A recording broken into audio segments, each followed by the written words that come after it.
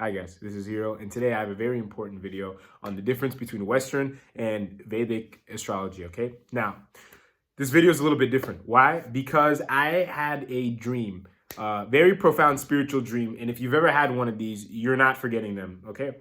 Where basically a priest or a guru was kind of describing the difference to me of these two. Like I asked him the question, like what is the difference between Vedic and Western astrology, and he gave me an answer, okay? But I'm going to touch on that dream at the end of the video and the analysis about that, okay?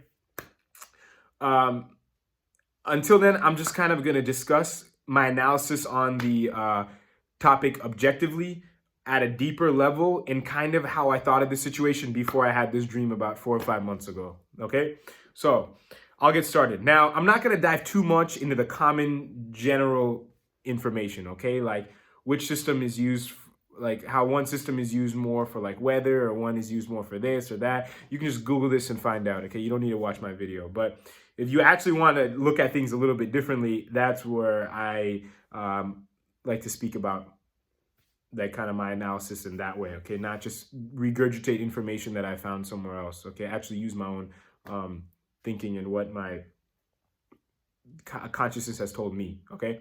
So just to kind of lay the foundation though, okay, the sidereal astrology, the sidereal zodiac, Jyotish, Vedic astrology, they use the actual planet's position over certain stars or constellations, okay? So if I say Jupiter is in Virgo, that means Jupiter is actually in Virgo in the sky. Okay, that means over the Jupiter constellation, over the Virgo constellation, Jupiter is currently passing over it.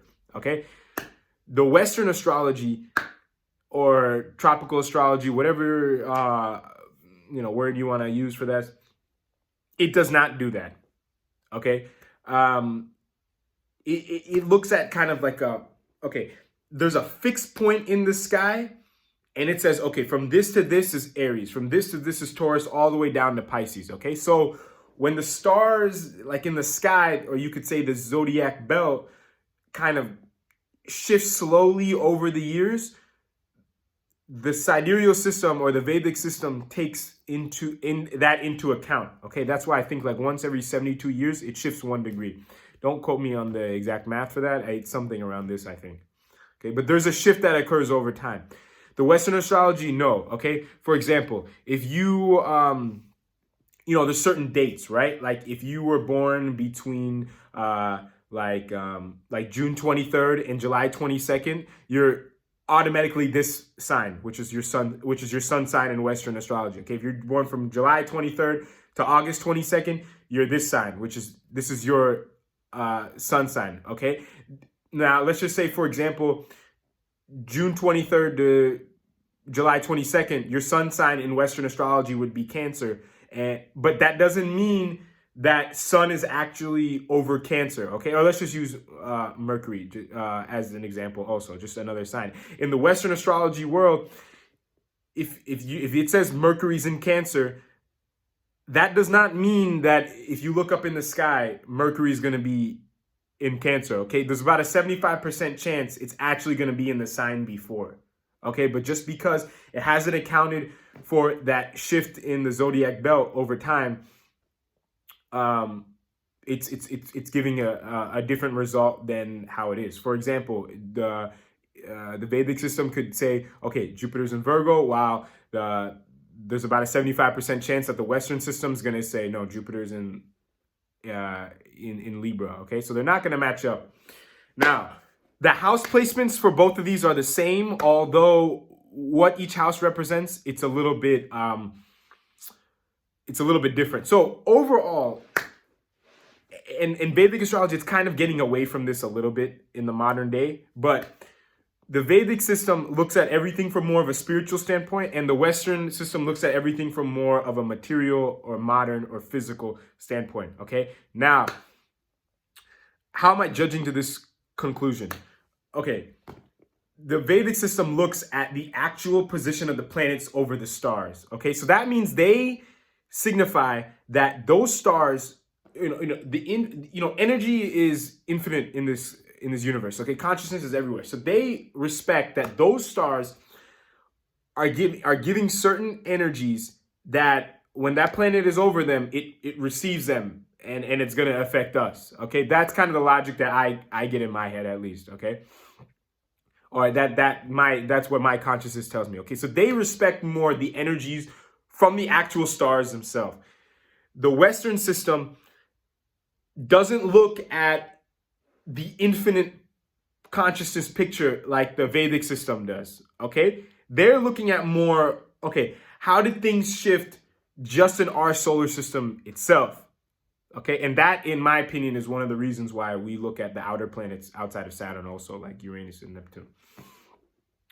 Okay, they don't really care about whether it's over the exact star placement, Western astrology, like whether Mercury's exactly over Aries or not. Okay, they're using their system just to kind of see how things are. It's still from an Earth's perspective, right? Because it still acknowledges retrogrades and stuff like that. But it's looking at stuff from more of a like an inside, closer physical picture, okay, rather than a vast consciousness picture like the Vedic system does. Okay, now they both, I've seen, can work. Okay, now I'm not gonna get into like which one is quote unquote better and stuff like that, especially after you'll see why after I discuss my dream. But it's very clear, okay, that when it comes to like spirituality, like if you have a spiritual kind of inclination to you, you're gonna be a little bit probably more sided towards the Vedic system. Okay, if you're ever exposed to it. Some people are never even exposed to it; they don't even know it exists. Okay, versus the Western system, it's more seen from like more of a physical standpoint. Okay, like I've heard of people use it for like the weather and their general personality trait, because the sun is so highly emphasized in the Western system, right? And your sun literally represents your ego, your identity. Okay, so that's that. I hope you kind of get the bigger picture on what's going on here. But like I said, they both can work. Okay, the Vedic system has more tools, though. I think, like for example, dashas and divisional charts. I don't believe anything of that nature has been incorporated yet as of January 2022 in the Western system. Okay, I don't think so. But people say, and I also agree, there is a value to this Western system of astrology. Okay, my consciousness was just telling me this a lot. Okay, that there's a quote that you guys heard me say a lot in my videos where it's like, you don't know what you don't know. Okay, so I'm like, I cannot be biased just because of my my background and my family heritage, and think, okay, this Vedic system is quote unquote the best and the only thing I'm going to use. Especially me living in the Western world, as far as astrology goes, I was actually exposed to the Western astrology even first. I mean, I didn't take it crazy serious because I knew it wasn't. I figured out after a little bit that it wasn't actually looking at the actual star placement, so that guided me over towards the Vedic system. But the Western system, it does have some uses and benefits to it as well, that that in some aspects could be better than the Vedic system. Okay, I'm not going to describe too many of those. You can just Google them to find out. But they both can be used for anything. Okay, and you heard me right. So I know that they're both commonly used for different things, like professionally, or like this one's used more for this, while this one's used more for this. I'd encourage you to use your own intuition, if you know them both a decent amount, to use them whenever you see fit. Okay, just remember, the Western one is more what's happening in the physical. Okay, it's just kind of looking at what's going on in our solar system. The Vedic one is looking at what's happening from more of like an absolute standpoint spiritually. Okay, but a lot of people don't want to, or don't even recognize, or are not aware of all what's happening at an actual true core spiritual level. Okay, that's not It's not easy to do. It takes a lot of work and meditation and intuition also, okay, to recognize these things.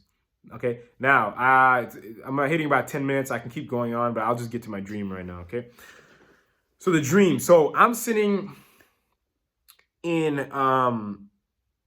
like a room, and I'm looking at a board, and I can't see this priest or guru. At least I don't remember seeing. But I remember I'm looking at this board, and I'm asking him or actually I just asked him what was, and I just remember the answer part of it, okay? But I remembered I'd asked him, I'm like, what is the difference between Western and Vedic astrology, okay? I want to know. And I looked at the board, and then he's like, this is what he told me, okay?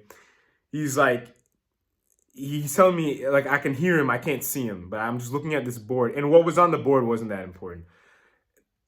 He basically just told me, okay, at the beginning of your life, one is gonna be more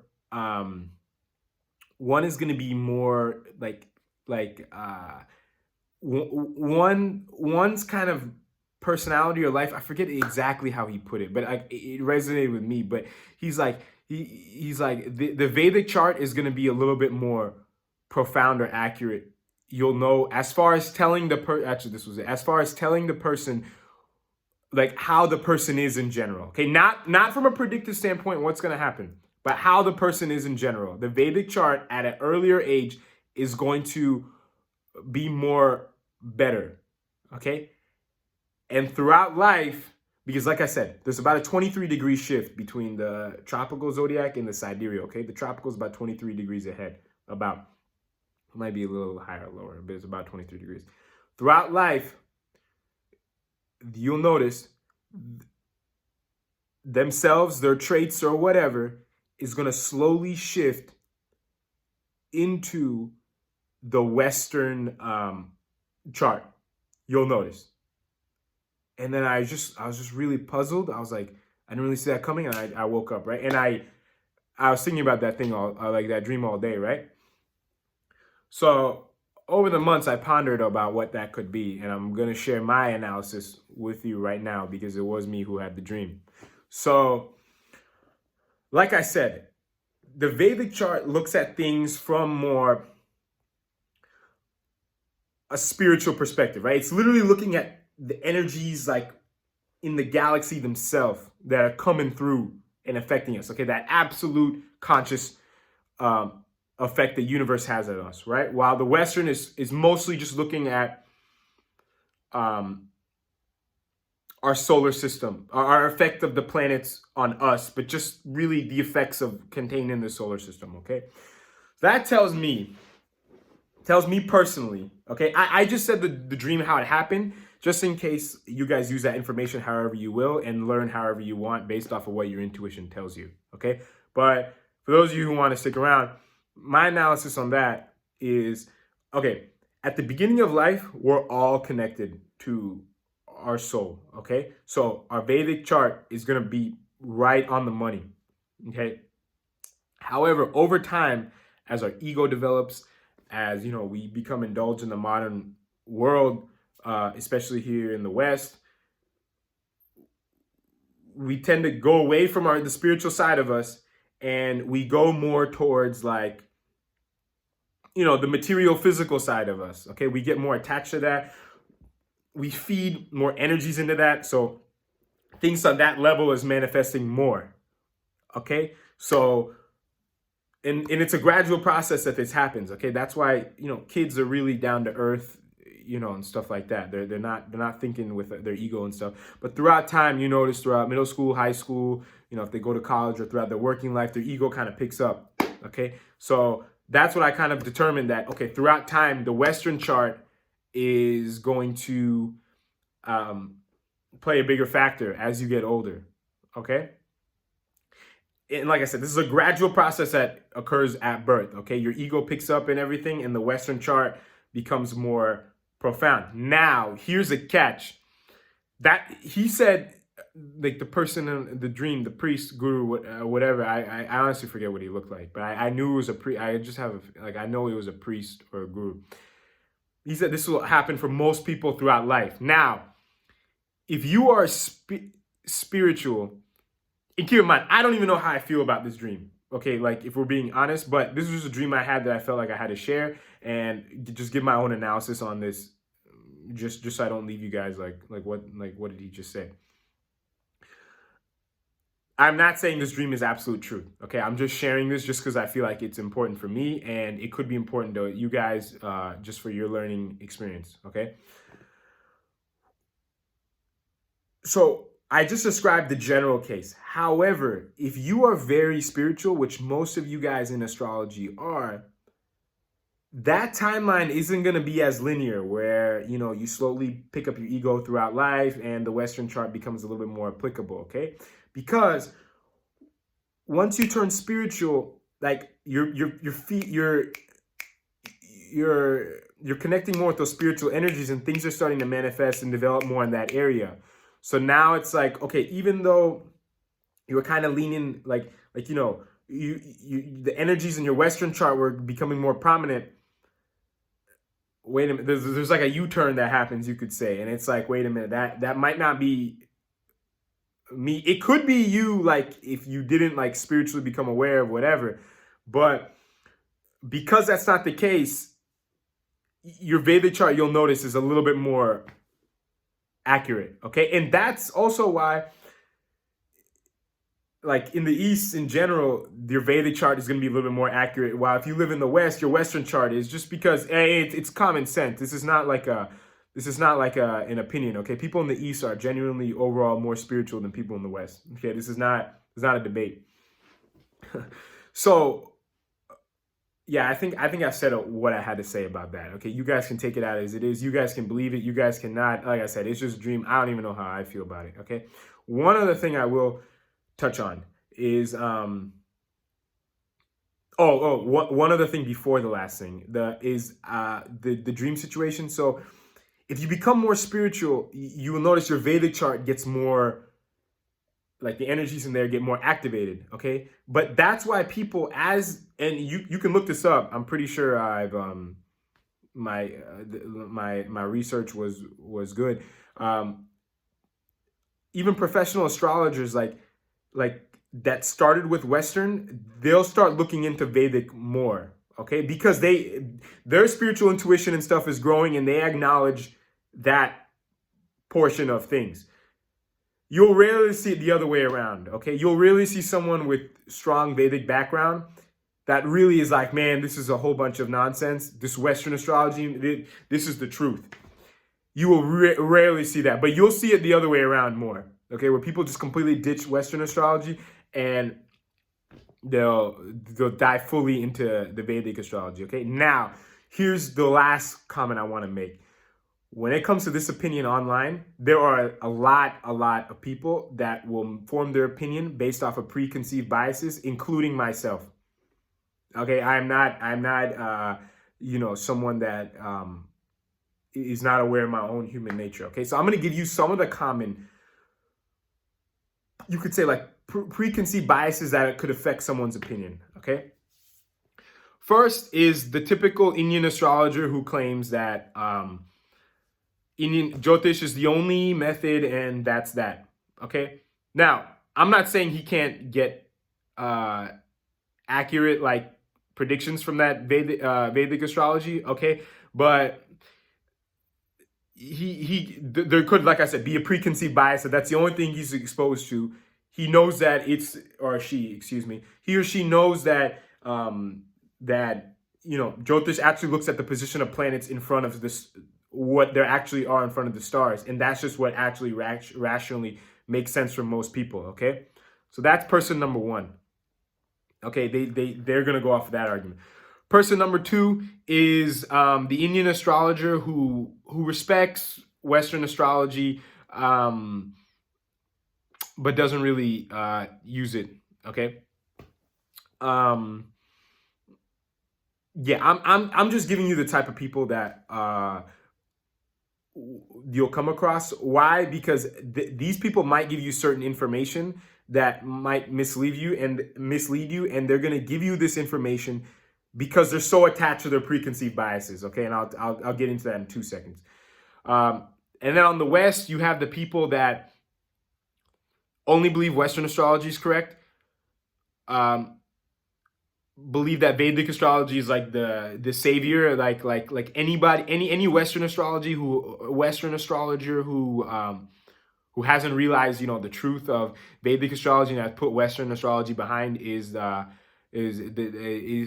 really knowing what they're doing. Or the third, and this is probably the most, it could be the most dangerous, and this is the person who most likely started with Western astrology, learned Vedic astrology, but is so attached to the idea that someone has to learn and use both of them all the time. And if they don't, they don't really know what they're doing. And the last type of person, the reason they're doing that is because most likely they are so, it's nice to use both of them, right? But you don't need to use both of them, okay? The core of astrology is actually all intuition. Okay, now the last type of person, the person who says you have to use both systems all the time to kind of, you know, come to a conclusion, regardless of any intuitive factors or anything like this. They are most likely saying this out of pride in the fact that they know both, and that they are trying to convince you that the fact that they know both means that they're better than anybody who just knows one or the other, which is completely not true. Okay, and the people that just say one or the other is right, they also most likely they also most likely might be a little bit lost. Okay, it's fine not knowing both, okay, but to completely just say one is wrong, I'd question the you know, the level of consciousness that individual has. Okay, or someone who's completely left one. Let's just say they've left Western astrology and gone to Vedic astrology completely, like, and they completely disrespect Vedic Western astrology now. I'd also, you know, have like a little red flag going off in my head, because, like I said, it can be used. I've seen it before being used well. Okay, so that's also another thing. Okay, and then there's the typical. And then there's people who have a balance, okay? That they either use both, or they only use one, but they have like respect and understanding for the other, but just, you know, intuitively, they just stick with, you know, the one that they feel more intuitively comfortable with. Like for me, for example, is hands down Vedic astrology. Okay, like I would not consider myself like an expert in Western astrology, okay? But in Vedic astrology, I would, okay? I know that sounds weird saying it out loud, but yeah, just due to the fact that my intuition is telling me that Vedic astrology is more like, you know, looking at things from a different spiritual perspective that Western astrology doesn't really incorporate. But like I said, no system is wrong. No, and I'd look for, and if someone ever tells you that one is wrong, I'd strongly, that one is wrong, or not using both all the time is wrong, I would strongly question how much that person actually knows, and if there's some conceived bias or narrative that person is trying to follow that's causing them to say this. There's one more thing that I wanted to discuss, and that is something that I don't think I can remember right now. So this is a long video anyway. So if you guys enjoyed the video, let me know. If you have any questions or comments, let me know. And thanks for watching the video. Until next time, talk to you guys later. Thank you.